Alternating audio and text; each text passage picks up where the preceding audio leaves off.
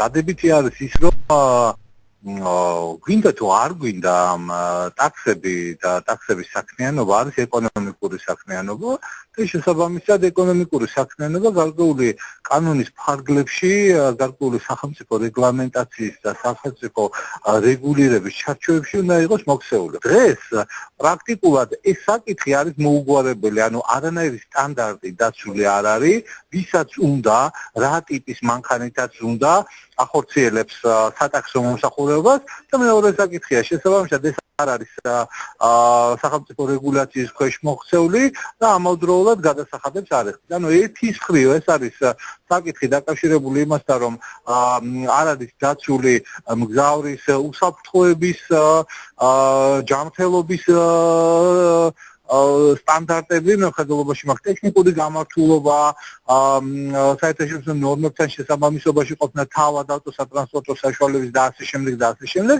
და ამავდროულად ეს ეკონომიკური საქმიანობა ფისკალური შედეგის, ანუ ფისკალური ინტერესის მატარებელი არის, ანუ გადასახადების გადახდა არ ხდება.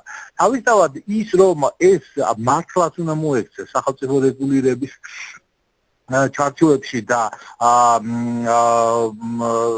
სახელმწიფოს ყველა ადამიანმა, რომელიც ეკონომიკურ საქმიანობას ახორციელებს, რაღაც გარკვეული ოდენობის გადასახადი უნდა გადაუხადეს ფაქტია. მაგრამ ეხლა მეორე საკითხია, როგორ მოხდება ეს, იმიტომ რომ ძალიან ბევრი, ასე ვთქვათ,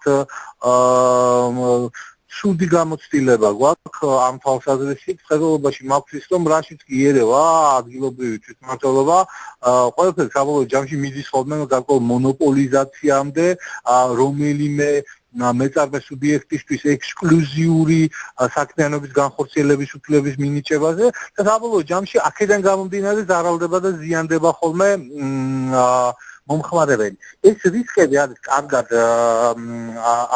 ასაწონი. არის კიდევ ერთი მნიშვნელოვანი საკითხი, ხო, მოგეხსენებათ, რომ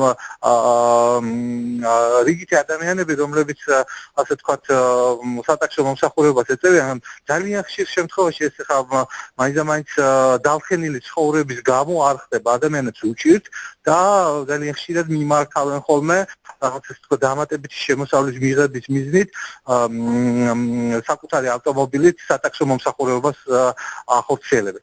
ეს სოციალური ფონი და სოციალურად მძიმე ფაქტორი, რაც განაპირობებს და უბიძგებს ადამიანებს ეს საქმიანობა აწარმოონ, ესეც გასათვალისწინებელია.